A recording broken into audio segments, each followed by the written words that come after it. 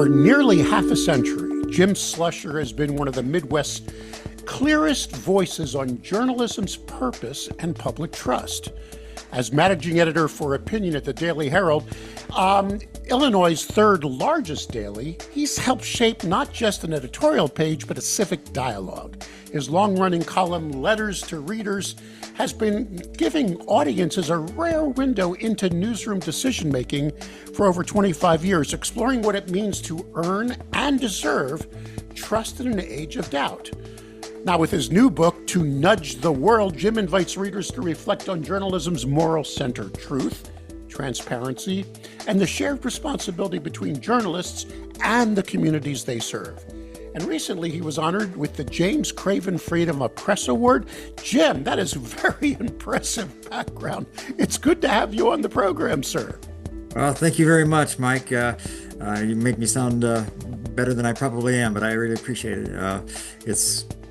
It's hard for me to believe sometimes that it's almost 5 decades of doing this, but it's been a wild ride. Well, you've penned your own book. I got a chance to grab a copy at the America's Newspapers Conference. I've only gone through the first third of it, but I'm very impressed with the work. So I'm going to ask my audience to hang in there. We'll talk about the book, the fight for credibility, and how newsrooms can rebuild faith in their mission with Jim right after this. Hello.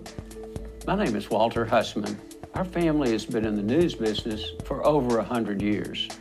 Journalism includes 2 parts: reporting the news and providing opinions.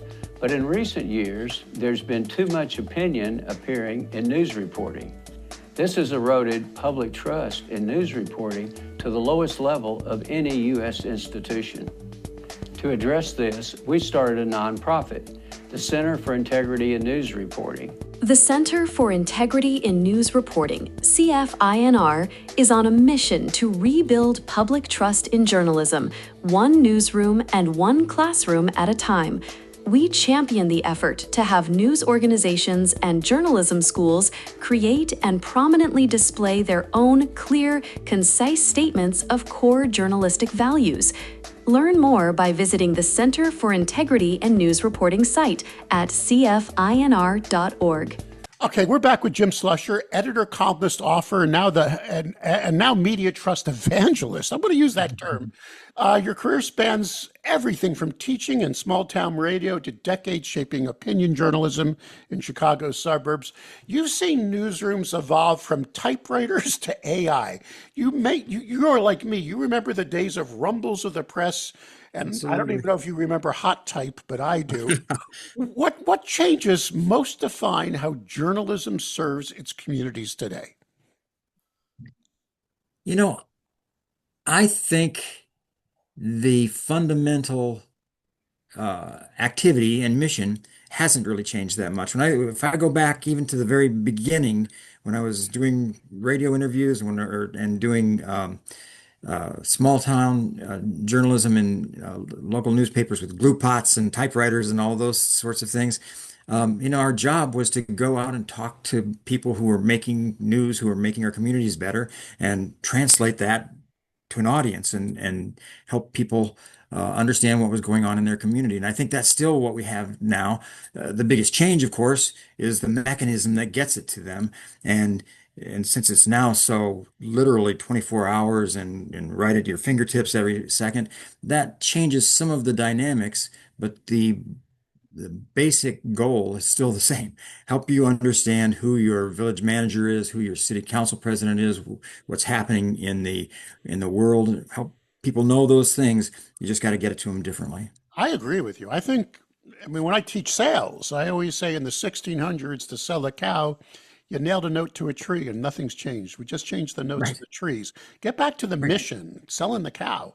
And I think you couldn't have said it better. But in your book, now, here's what I love about it. You write about explaining how the sausage gets made. You're one of those that wants to pull the curtain back. Why does transparency about newsroom decisions still matter in today's news ecosystem? Yeah, I think it probably matters more than ever. When we started doing my column, John Lampinen was editor of the Daily Herald, and this was before some of the issues with credibility that exist now. But he saw even then, we really need to have a better conversation with readers. We need people to have a person that they can reach out to, and I never approached it like an ombudsman. I always approached it like an interpreter. I wanted people to understand why we made the decisions that we made, why we made the mistakes we made sometimes, the type of thinking that goes into it. Because our feeling was if people understand us as people, if readers understand us as human beings and realize that we're human beings trying to do our best for our community, they'll relate to us better and they'll have more faith in what they can believe and what they can't believe that we have to offer. All right, so let's discuss what we offer mission in that. And this is a question I'm just coming to mind, so stay with me. Um, Mhm. at the mega conference down in Florida, I don't know if you attended that or not. I hosted a panel, a keynote on the second morning Mhm. on should our industry still do opinion? And there Mhm. was, and I was running these, in-room voting, polling going on. Like, do you still do opinion? Do you endorse candidates? Do you feel that's part of your original mission? Like when Ben Franklin, put out that cartoon, Yeah. Join or Die. In a polarized society with slap suits everywhere. I mean, even a small publisher in Alabama had a mayor find a judge like 150 miles away to put a restraining order on an editorial. We're in a world now where should we just give up? And believe it or not, Mhm. over 30% of the audience said we've stopped doing opinion. You live in that lane. This is where you live. Is this still our mission? And again, feel free to editorialize. It's my show. Spout Yeah. off. Do you believe we should still be in that lane, influencing through opinion, through our brands? Mike, actually, I think it's more important than ever. Um, because so much of what people perceive and hear and read in media comes from all of these different silos, comes from all these different places. And uh, the purpose of an opinion page is to help people sort of focus that and think about it and think about it critically. And in a world um, where you're just getting hit all the time by different points of view, um, I think it's really important that you see them analyzed and you see them discussed in open ways the way that they are on an opinion page. Ours includes uh, syndicated columnists, the newspaper's own point of view, cartoons, editorial cartoons, and letters to the editor. So people get a wide variety of opinions, but they're not like reporting of the news. There's different people analyzing the news. And I think through that analysis, you grow your own opinion. I always argue no one ever changes anybody's mind immediately. Yeah, and I wish that, if we created an editorial and we changed someone's mind immediately and say, oh, I got to do that because the Daily Herald said to do it. I think that almost never happens. I think what does happen is people read an article by us or by Deborah J. Saunders or uh, Jeff Robbins or somebody who is an opinion maker, and they read it and they think about it later. They might get angry at the beginning. They might be really happy. Oh, that's exactly what I feel. But it's the process that opinion piece starts. That's what's really important. And I think if you take that out of the newspaper, all you've got are all the disparate voices and you don't have any focus. All right, so let's circle back to perception on the audience's part. Yes. You stress in the book the difference between skepticism and cynicism. Hmm. And some can't even, paint those with the same brush. Yes. Why is that distinction so important, especially in today's ecosystem? Yeah, that's really one of my chief points. I think throughout all of the 25 years I've been doing this, first of all, the distinction that I make, um, cynicism is being aware that something may not be accurate, something may not be true. You got to be careful. I always say trust but verify. Think of Ronald Reagan, trust but verify. Yes, that might be true, but it sounds a little squirrely. Maybe I better find out if it's actually right. Cynicism is a certainty that it's wrong. I'm sure that the Daily Herald or that the news media is out to get me, and they're just trying to twist it for some agenda, and so I can't trust them at all. And we have to fight that cynicism. I think that um, it has been engendered and encouraged in kind of our certain existing world. And what happens when you create a bunch of cynics, you create people who say, well, the only person I can trust is the one person that agrees with me. And since that person has my point of view all the time, then I'll trust that. And and that I think becomes dangerous to a democracy when people aren't actually thinking for themselves. All right. You say in the book, okay, I'm quoting you to you. I hope you don't mind. You All say right. trust isn't only earned, it's given. Now, we all know that everybody's spouting off, everybody doesn't trust media anymore. But actually, when you break down those numbers, and I just came back as you did from the Yeah. senior leadership conference hosted by America's newspapers, the data shows that, yeah, there's very little trust in cable news. But Hmm. local newspapers, the trust is over Yeah. 65%. Yeah. And I mean, people still believe we source news on a local level. Thank God. The problem is when you say media, people put it all into one basket. So, how can publishers, local publishers, Mhm. help audience become more conscious about where they place their trust? And two, what do you say to the news consumers who insist, I don't trust the media? How do you shift that paradigm, in your opinion, as an opinion writer, sir? One of the chief ways that we have tried to do it is through columns like mine, where you talk directly with readers. I think going out, I do this program at the libraries where I go out and talk to the public about why we make decisions that we make and how we make some of the choices that we make. I think you have to be out there to some extent.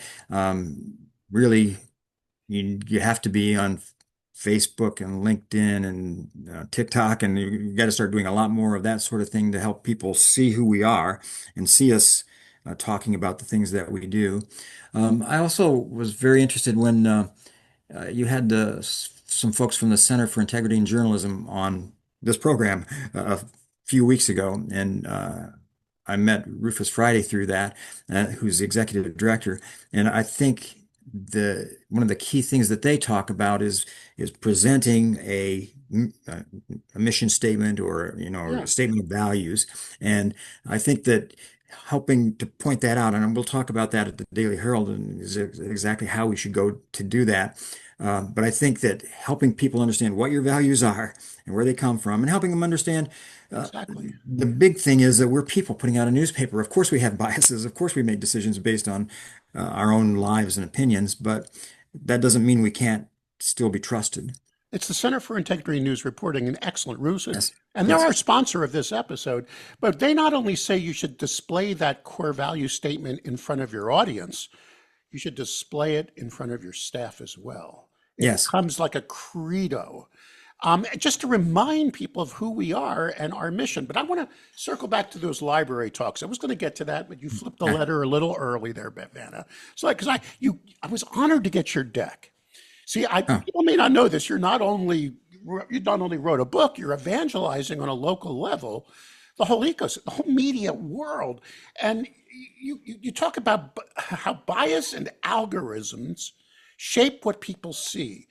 What can local publishers do to help audience diversify their information diet? More importantly, get them out of the silos they live in and get, I hate to say this, it sounds so damn left wing, but mhm, be better educated so they're better mhm. citizens. Do you hear where I'm going with this question? Yeah, yeah. What do you yell at this audience, or what do you say to them?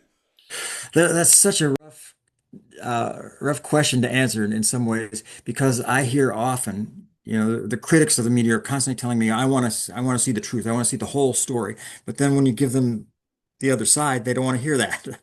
Why did you publish that column? Well, you told me you wanted to hear everything. You might not trust that person, but why don't you at least listen to and engage it? And I think we have to find ways to have those conversations with people in a reasonable way.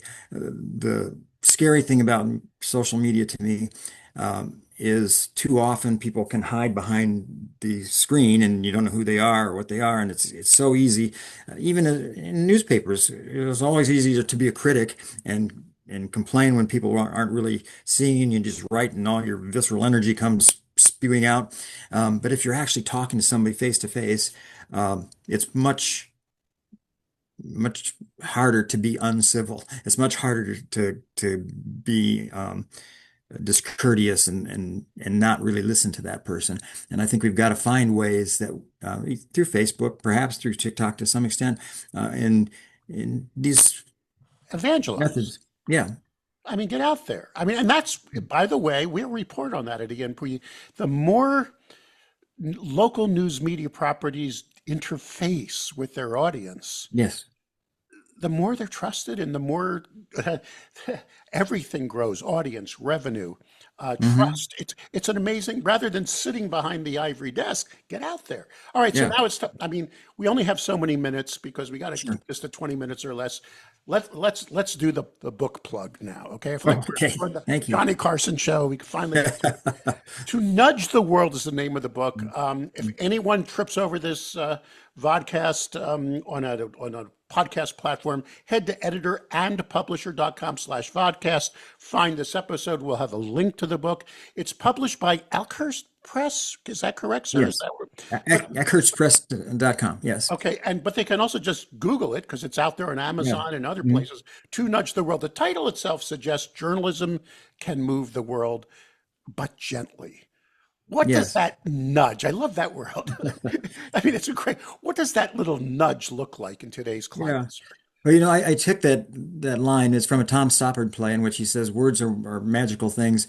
If you get enough of them and put them in the right order, you can nudge the world. And and I think that that's what we do. And I think that's one of the things that's valuable about writing in an age when so much is becoming video and so forth.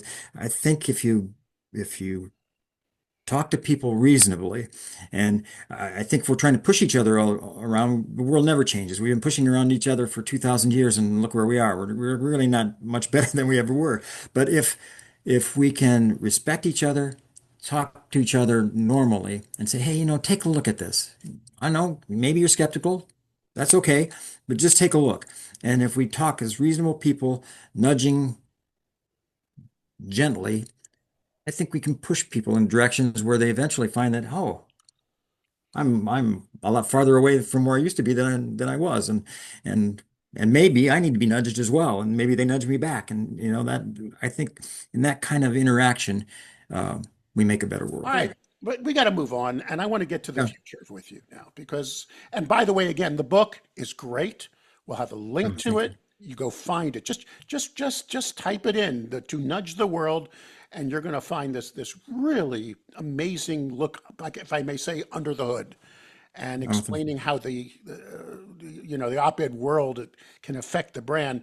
Okay, so looking at after 5 decades now, sir, and you don't look it. I don't know what water you're drinking, what have you.